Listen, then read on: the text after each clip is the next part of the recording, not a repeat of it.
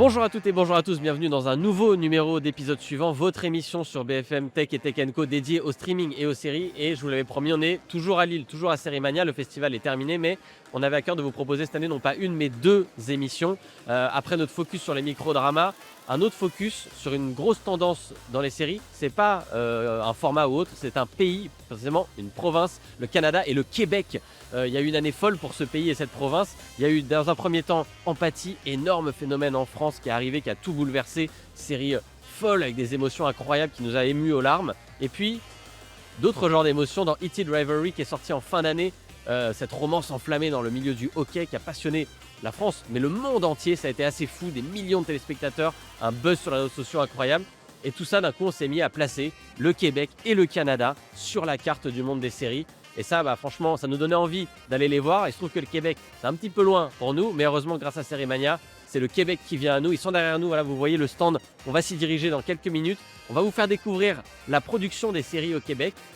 Quel format, quelles histoires, quelle production, qu'est-ce qu'on raconte, quel marché aussi, quel lien avec la France, puisqu'on partage quand même le français en langue commune. Et ça, ça nous permet de découvrir ces séries qui malheureusement n'arrivent pas toujours jusqu'à nous. Peut-être que ça va changer grâce au succès récent. C'est ce qu'on va essayer de découvrir aujourd'hui dans l'épisode suivant. C'est parti.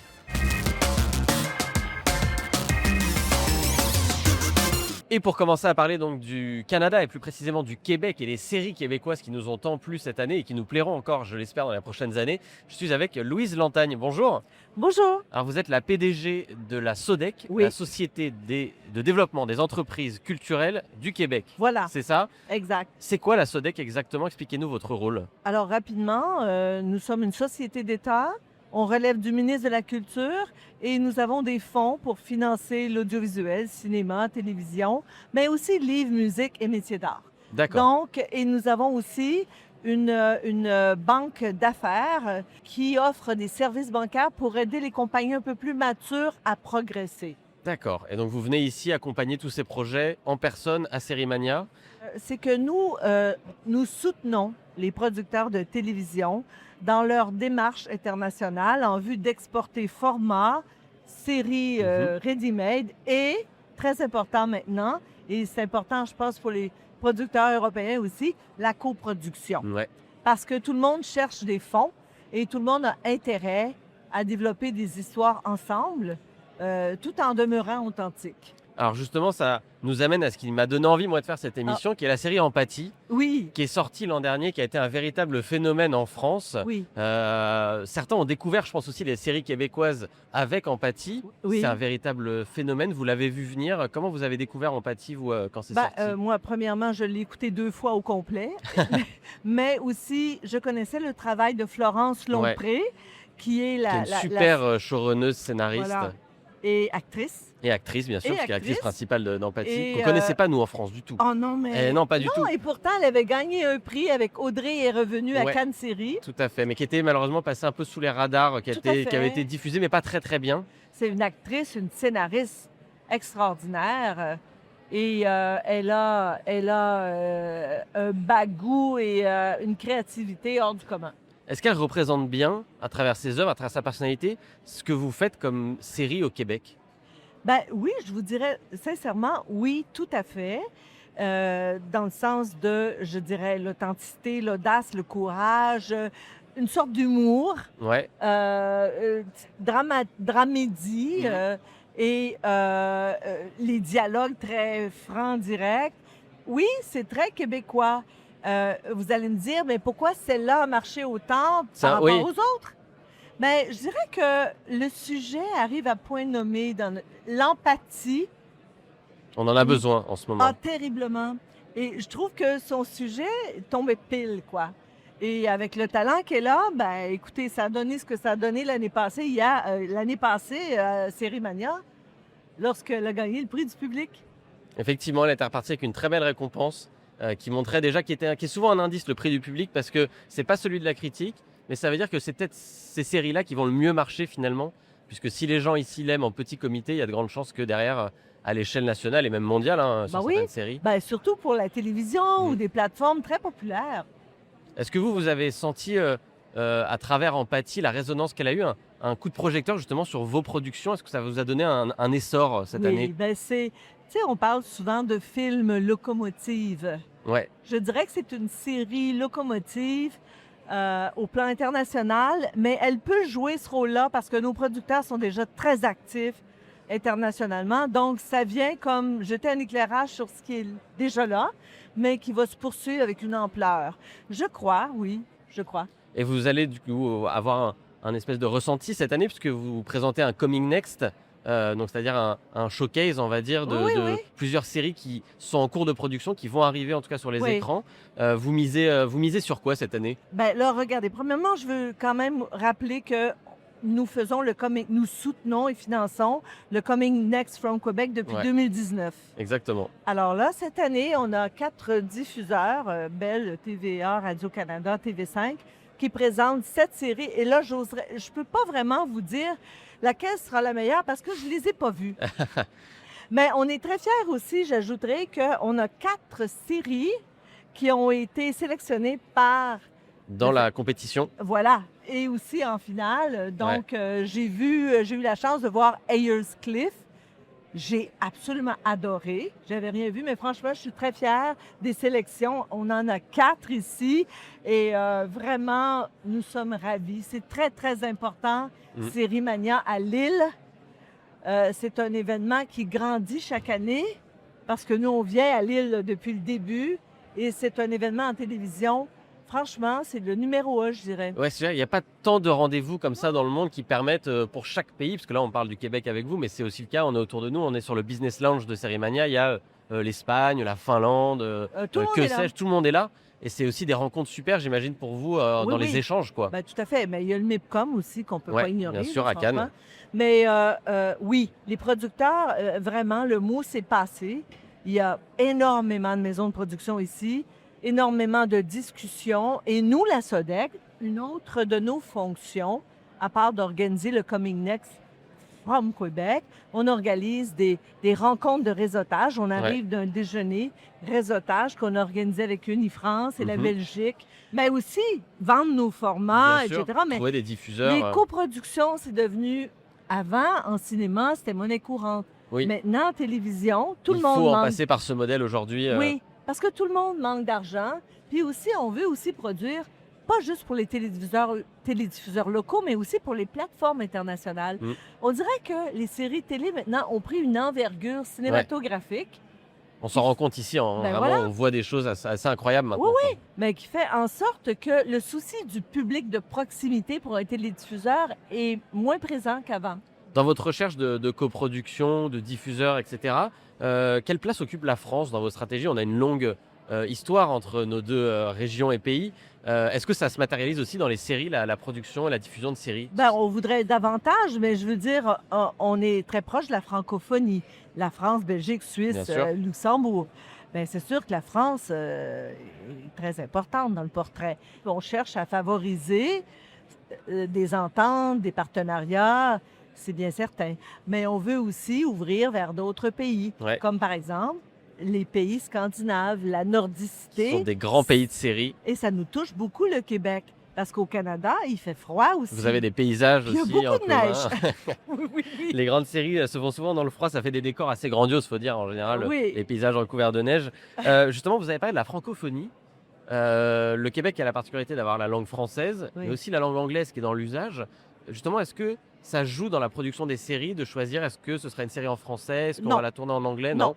Non, au Québec, la langue de travail, la langue officielle, c'est le français. Ouais, Bon. ok. Maintenant, on donne des subventions.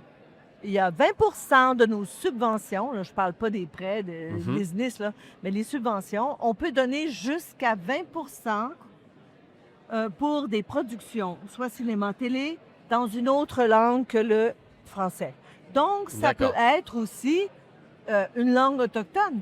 Ouais, Une langue, bon, ça peut être, si c'est une coproduction avec le Mexique, ça peut être En en espagnol. espagnol. ce qui m'amène à vous poser une autre question. Ah oui? Est-ce qu'il faut différencier les séries québécoises des séries canadiennes? Ce sont deux choses très différentes ou pas? Ben, écoutez, mon Dieu, quelle question. Nous, on n'a pas ce dilemme en France. C'est vrai qu'on on se dit pas c'est une série ben, d'Île-de-France, écoutez, etc. Moi, c'est j'ai vrai. travaillé pendant 15 ans à Radio-Canada, Ouais. télévision publique, Radio-Canada CBC, Mhm. anglais-français. Puis je peux dire que c'est encore vrai aujourd'hui. Les séries québécoises rejoignent beaucoup, beaucoup, beaucoup le public québécois. D'accord. On pourrait dire plus que les séries anglophones avec le public canadien-anglais qui est bon. Mais je pense que Heated Rivalry c'est une révolution en ce sens-là. Ils ont rejoint tous les publics. Ça faisait justement partie de la suite de ma question. Ça a été l'autre phénomène, alors pas spécifiquement québécois, même s'il y a beaucoup de scènes qui se passent au Québec. Oh oui! C'est une série canadienne. Ben, dans le son réalisateur ensemble. est Le réalisateur québécois. est québécois. Effectivement, elle a beaucoup d'atouts québécois. Ça a été ça, un énorme phénomène, mais alors Oui. vraiment mondial. Ça, c'est aussi un énorme, j'imagine, coup de boost pour le Canada et pour le Québec en particulier. Pas le Québec en particulier, le Canada incluant le Québec. Oui, Parce que je pense qu'il n'y a pas juste la thématique LGBTQ2+, mais il y a le fait que ça se passe dans le milieu du hockey, qui est un milieu extrêmement important au Canada, mais aussi dans le monde sportif où c'est peut-être encore plus tabou, ouais, ce sujet. bien sûr. Donc, ça lui donne une envergure dramatique. Et les acteurs sont excellents. Les acteurs sont On se excellents et comprend. c'est des acteurs qu'on a découverts. C'est une série qui est principalement anglaise, donc qui a été découverte dans le monde entier grâce Oui. à l'anglais, qui Et est il y la a, langue il y a un de la peu musique facile. québécoise dans Il y a de la la musique série. québécoise dedans et des acteurs québécois dedans. Oui, François Arnaud. François Arnaud, tout à fait, qu'on reverra, je crois, bientôt dans une série française. Oui. Il me semble sur TF1, je crois, ou France Télévisions, je ne sais Oui. plus. Mais C'est on un a, acteur on a extraordinaire. très hâte de revoir. Oui. C'est assez fou ce qui s'est passé quand même avec Heated Rivalry cette année. C'est fou. C'est fou. Et je rappelle à tout le monde que l'audiovisuel est un véhicule par excellence pour faire connaître notre musique aussi. Effectivement, musique très riche. C'est vrai pour tout le monde.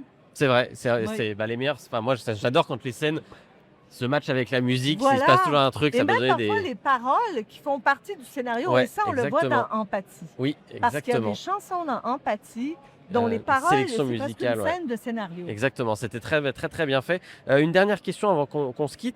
Il y a un point commun entre Empathie et Heated Rivalry. C'est une plateforme qui s'appelle Crave, Oui, que nous, on ne connaît pas trop en France, Oh, puisqu'on oui. ne peut pas trop s'y abonner, etc. d'accord. Mais j'ai cru comprendre que c'était le Netflix du Canada. C'est un peu comme ça que beaucoup de gens le décrivent. Oui, oui. C'est une plateforme qui est importante pour vous aujourd'hui. Elle est excellente, ouais. la plateforme, parce que vraiment, c'est une plateforme excellente. Le choix aussi des œuvres sur cette plateforme. Ils ont aussi HBO sur Ouais. cette plateforme. Et c'est pan-canadien. Et donc, la série Empathie a été tout de suite doublée ou sous-titrée en anglais. Ça permet à nos séries de voyager dans le Canada anglais et puis d'amener les séries anglophones au Québec. C'est une plateforme extrêmement performante, coast to coast, comme on Ouais. dit. Ils font un excellent travail. Et ben, ce sera donc le mot de la fin. On va essayer de convaincre Crave de se lancer en France. Peut-être on va se donner ça comme mission. OK. On va leur demander, on va aller les chercher, on va dire qu'il faut qu'on puisse s'abonner en France pour qu'on puisse regarder, puisque si les séries du Canada ne viennent pas toutes jusqu'à nous, les séries du Québec non plus, alors il y en a plein qui malheureusement passent un peu sous le radar français. On va espérer qu'on puisse les voir un peu plus. Merci. beaucoup Louise Lantane. Je rappelle donc que vous êtes la PDG de la SODEC, la Société de développement des entreprises culturelles du Québec. Hop là, Merci. 20 sur 20 pour moi. Jackpot. Merci beaucoup de nous avoir Merci. reçus, c'était passionnant. On va continuer nous à explorer la richesse des séries québécoises. On va aller voir un producteur qui s'appelle Patrick Lowe. Et il va tout nous raconter, vous allez voir, il va nous raconter comment on fait des séries au Québec.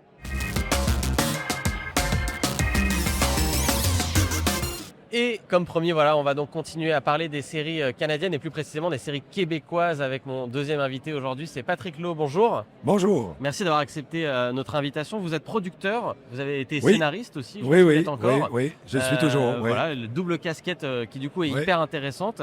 Ça fait combien de temps que vous êtes dans ce métier? Oh, ça fait depuis 99, donc Vous avez donc vu 27 toutes ans. les évolutions de la Pas mal, télé, oui. le streaming Ouais, arrivé, ouais, etc. ouais, Donc ouais, vous êtes ouais. très très bien placé pour nous raconter Ouais. comment ça se fait au Québec. Vous êtes aujourd'hui chez Encore Télévision, c'est ça Oui, je crois? Présentez-nous un peu, c'est quoi Encore Télévision? Encore Télévision, ça fait près de 25 ans que ça existe. On a fait beaucoup de théâtre, de stand-up comique. Et là, on a commencé de faire la télévision il y a une quinzaine d'années. Et depuis, ben, on en a fait plusieurs. On a fait Fugueuse, qui a été repris en France dans une adaptation, qui a été une adaptation du Québec pour Sarah. Moi, j'ai écrit Bête Noire. Ouais. Alors, je suis déjà venu ici en compétition officielle en 2021. Mhm. Donc, puis là, on est rendu à la 4e saison de Bête Noire et on fait 2 séries qui sont en fermeture, Vitrerie Royale et Kingston Falls en compétition officielle. Et vous, en tant que producteur, ça consiste en quoi vos journées à Série Mania? Qu'est-ce que vous venez chercher? À qui vous venez voir? Ben, en fait, on a beaucoup de collègues. C'est le fun parce que c'est un grand rassemblement de tous nos amis producteurs du Québec parce qu'on se connaît tous bien.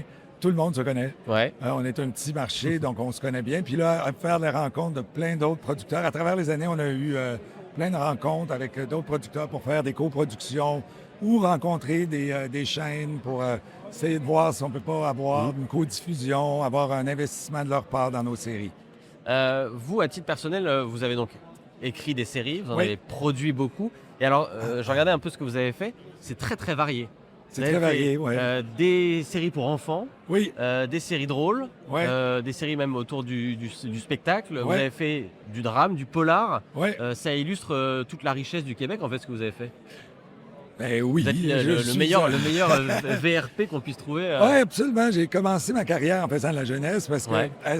à l'époque, on nous annonçait la mort de la télé, ou en tout cas, la télé était en crise. Il y a 27 ans, la télé était en crise, pour te dire. Hein? Ça fait 25 ans qu'elle est en crise. ici. Exactement. Et là, moi, je sortais de l'école de l'INIS, l'Institut national de l'image et du son, puis on me disait, ben là, la télévision est en crise. Alors, il y avait des séries jeunesse. Là, tu travaillais comme pôle d'auteur. C'est comme ça que j'ai fait ça pendant 10 ans. J'en ai fait plein, dont certains ont eu pas mal de succès. Puis là, je suis retombé dans mes anciens amours parce qu'anciennement, j'étais procureur de la Couronne. Donc, j'ai commencé des séries criminelles ou judiciaires. Là, j'ai commencé à faire ça depuis à peu près une quinzaine d'années, ouais. Les séries criminelles, c'est quelque chose qui marche très fort en France. Oui, je Est-ce que sais. ça marche beaucoup au Québec? Est-ce que c'est un genre fort? C'est très, très fort. Ouais. Évidemment, tout le monde cherche des formats, là, des procedural en anglais. Ouais, des procédurales. Des ouais, procédurales, un donc, épisode, une affaire. Un épisode, une affaire, ou 2 épisodes, une affaire, Ouais. ou enfin des Des- affaires épisodiques où Ouais. est-ce qu'on découvre les personnages. Donc, ça, c'est très populaire. Là, je termine la 4e saison de Bête Noire, qui est une forme de procédural, Ouais, mais d'une certaine saisonnier. Donc, là, je vais peut-être me mettre à faire un procédural. J'en ai déjà fait un, toute la vérité, un truc judiciaire, mais là, je vais peut-être m'y remettre. C'est très en demande. C'est très, très en demande. C'est porteur. On va parler un peu de Bête Noire, justement, qui... Ouais. alors, on connaît rarement les noms des producteurs. Hein, ce Ouais. sont rarement les gens en tête d'affiche. Ouais, pas ouais. votre nom, en gros, sur les affiches qu'on peut voir. Mais c'est une série qui a percé en France, Ouais. qui a été diffusée sur Polar+, notamment Ouais. dans le groupe Canal. Ben, en fait, c'est un suicide élargi Ouais. qui est un mass shooting. Voilà, c'est ça, un mass shooting Une qui est- tuerie de masse qui est très, très, très répandue aux États-Unis. À Montréal, on était quand même assez heurtés. Ouais. On a eu Polytechnique en 89. Ouais. On a eu Dawson. On a eu un autre truc dans une mosquée qui n'était pas un school shooting, une tuerie de masse dans une école. Au Canada, on vient d'en avoir une autre. Malheureusement, c'est des drames qui arrivent. Puis là, il y a 2 mois, il y a eu une tuerie de masse à Vancouver. Donc, Ouais. ça nous touche, nous, en Amérique, moins au Canada que le reste des États-Unis. Et puis, ben, on a voulu s'attarder à ça, à moi et à ma co-autrice. Et puis, on a décortique, un peu, une autopsie psychiatrique du criminel. ouais. C'est pas tellement une enquête, effectivement, que un drame humain. C'est ça aussi qui nous Absolument, ouais. intéressait dans Ben, cette le série. crime est déjà fait. Ouais. On arrive après le crime, on voit presque rien du crime, puis après ça, on fait une enquête. Une coroner fait une enquête, qui est psychiatre, fait une enquête pour essayer de comprendre comment le jeune est arrivé à faire ça. Le fait que ça a été diffusé en France, est-ce que vous avez senti le fait qu'elle soit à Série Mania, etc., ça vous a boosté un peu? Ouais. Oui. Non, ça a été, d'être présenté à Série Mania. Je pense qu'on était dans les premières séries québécoises. Donc, c'est le fun. On a ouvert un peu le terrain. Canal+ s'est intéressé. C'est vrai que ça a eu un bel impact pour moi, pour la boîte et pour le Québec. Et aujourd'hui, est-ce que la France, on a des relations très particulières avec Ouais. le Québec, une amitié historique qui existe avec la langue aussi, on partage le français Ouais. forcément. Est-ce que c'est un marché pour vous qui est clé, la France aujourd'hui? C'est un marché que vous allez viser en priorité? On vise toujours. Bien Ouais. évidemment, la langue, parce que là, j'espère que mon accent n'est pas trop assez fort. Pas du tout. On comprend Mais, absolument tout. Oui, mais quand on arrive en France, pour toutes les séries qu'on exporte sont toutes adaptées pour avoir un accent franco-français, dont Bête Noire. Je pense que les deux sont disponibles. Tu peux Ouais. avoir Oui, la version on peut québécoise. changer la langue. Je ne sais pas pour Empathie, hein, parce qu'Empathie, je pense que Florence Lompré, l'autrice a décidé de ne pas vouloir. Exactement. C'est ça, que c'est Ce qui, passé. effectivement, parfois, c'est pas évident à comprendre parce Ouais. que vous avez des expressions, Oui, voilà, oui, oui, oui, des oui. accents parfois très Ouais, ouais. marqués. Mais effectivement, elle a choisi de ne diffuser qu'une version québécoise. C'est en fait. Il ça, n'y a pas de hein, version française, entre C'est guillemets. ça, c'est ça. Ça a été quelque chose Ouais. parce qu'on a fait aussi La vie compliquée de Léa Olivier, un truc jeunesse qui est encore sur Canal, plus jeunesse. Et puis, tout a été aussi adapté. Toutes les séries qu'on fait, en fait. En tout cas, il y a C'est quelque toujours chose. un peu un entre-deux, mais peut-être que justement, vous avez abordé Empathie, qui a une résonance Oui, folle incroyable. cette année, Incroyable. montre que justement, on peut avoir une série québécoise sur un Ouais. sujet par ailleurs Ouais. compliqué, hein, les hôpitaux Ouais, psychiatriques ouais. et les criminels atteints de Oui, maladies oui, psychiatriques, totalement au québécois, c'est-à-dire pas redoublé derrière, oui. et ça fonctionne. Ah, ça fonctionne. Moi, je pense que les Français s'adaptent de plus en plus à notre accent. Je pense que sans faire d'adaptation, c'est une question de s'habituer à l'accent. Moi, je me souviens quand j'étais jeune, parce qu'on est dans le pays des Ch'tis, j'avais vu Bienvenue chez les Ch'tis. Ouais. Et ça a pris 10 minutes, je comprenais rien, mais à un moment donné, on s'habitue. Et on Bien sûr, finit. même nous en France, on comprenait pas toujours tout. Mais pareil pour l'accent britannique ou des fois irlandais. Ouais. Ça me prend 10 minutes à essayer de m'adapter. Mon cerveau s'adapte, puis à un moment donné, on comprend tout. Et ça, c'est aussi le monde des séries qui a changé. C'est-à-dire Ouais. qu'aujourd'hui, avec le streaming globalisé, on regarde de tout. C'est-à-dire Exact. que La Casa de Papel en espagnol a Exact. été regardée dans le monde entier. Squid Game a été regardé dans le monde entier, alors que c'est en coréen. Ça montre qu'en fait, il n'y a plus de barrière de la langue aujourd'hui. Exact. Moi, je pense que l'avenir est au multiculturalisme mondial, puis ce qui est bien. L'hégémonie des Américains, si on peut un peu s'en défaire, puis avoir d'autres séries, avoir d'autres points de vue sur l'humanité, la vie, c'est bien. C'est ça aussi qui est important, parce que sinon, tout va rentrer dans le même entonnoir, puis on va avoir un seul point de Ce sera vue. un peu ennuyant. Le point de vue américain. On le connaît, le point de vue américain. C'est le fun que des séries rayonnent à l'étranger, justement pour avoir une multiplication des points de vue. Le fait justement pour le Québec d'être si proche des États-Unis, Ouais. vous faites partie du Canada, déjà vous êtes une Ouais. province très autonome, enfin Ouais. très forte dans le Ouais, Canada. Vous êtes pas dans l'ombre parce que ce serait péjoratif, mais vous êtes juste à côté de ce géant américain qui Ouais. prend beaucoup de place, Beaucoup. un peu trop. Ouais. Est-ce que c'est une chance d'être dans cet environnement-là? Parce que vous pouvez les étudier, vous pouvez voir tout ce qu'ils font au plus près, vous les connaissez. Ouais. Ou est-ce que au contraire, des fois vous vous dites ça nous arrangerait qu'ils s'éloignent un peu, quoi? On ne réfléchit pas comme ça parce Ouais. que, tu sais, on est là, on est né là. Donc, pour nous, l'anglais, je parlerai parce qu'il n'y a pas juste les Américains qui sont près de nous, il y a les anglophones Bien sûr. du rock, le rest of Canada. Donc, Ok. alors, pour nous, on est entouré. Alors, pas juste des. Donc, c'est la préservation de la langue qui est toujours importante. La culture est très influencée. Même dans l'écriture, on est très américanisé dans notre façon d'écrire des séries parce qu'on a le même format. Il y a une efficacité dans l'écriture américaine, dans la structure aristotélicienne. Ils sont très aristotéliciens. Ouais. Un peu moins en Europe. Puis là, je pense que des fois, on réussit à amener un peu d'Europe dans la structure américaine. Ce qui fait les séries qu'on fait, puis on est... mais on est très influencé pour répondre à la question. Il y a une série qui est justement un peu entre les deux, puisqu'elle se passe un peu au Québec, un peu aux États-Unis, qui a cartonné dans le monde entier, c'est E.T. Drivery, qui a été le phénomène. Pendant 2 mois, le Canada était un peu le centre du monde des séries, pour le pire et pour le meilleur, hein, de ce qu'est la série. Mais ça a montré au monde entier que le Canada était un pays qui compte. Le Québec a fait partie de cet écosystème. Comment vous avez vu, vous, ce succès d'un coup? Ah oui, c'est incroyable. Le succès est vraiment phénoménal. On va l'étudier longtemps, de savoir comment cette romance-là, un peu à de l'eau de rose, un peu Romain Arlequin. Je ne sais pas si vous connaissez Romain bien Arlequin. sûr, Bon, c'est vraiment Romain Arlequin, mais ça met en scène, on dit deux hommes gays, mais non, c'est 2 hétérosexuels Bien qui sûr. ont une relation. Ça coche toutes les causes du romantisme que les femmes aiment. Donc, ça a été excessivement populaire chez les femmes. Puis Et justement, ce que là, vous avez vu, donc on a parlé d'Empathie, de E.T. Drivery, il y a ces 2 énormes succès dans votre sphère aujourd'hui au Québec ou au Canada de manière générale. Ça vous motive en tant que producteur? oui, Vous vous c'est dites sûr. c'est des portes qui s'ouvrent? Comme producteur, nous, en tout cas, à notre boîte, puis bien d'autres boîtes au Québec, on est foncièrement pour le contenu. C'est-à-dire qu'on regarde d'abord et avant tout comment on peut faire du bon contenu, évidemment en essayant de ne pas se mettre à dos une population, en Bien se sûr. disant on va essayer de rejoindre le plus grand nombre de personnes possible, mais en essayant toujours d'avoir du contenu de qualité malgré la diminution des budgets. Là, on parle vraiment économique parce qu'en télévision, il ne faut pas se le cacher. Ouais, en ce moment, Dans tous les globalement, pays, globalement, même chez les Américains, il y a une diminution des revenus parce qu'il y a une fragmentation du marché, puis c'est de plus en plus difficile de faire des séries. On le fait avec de moins en moins de moyens. Ouais.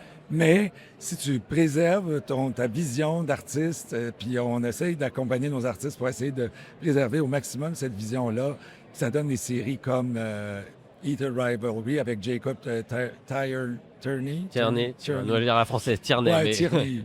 Et puis avec Florence Lompré puis Guillaume Lonergan qui vont être ici en passant, parce que les deux sont à Vitrerie Joyal, qui est Guillaume Lonergan qui est le réalisateur et Florence Lompré qui joue dans... Tout à fait, il y a du beau monde qui est venu du Québec. Oui, ils arrivent aujourd'hui, là. Pour cette édition de Série Mania.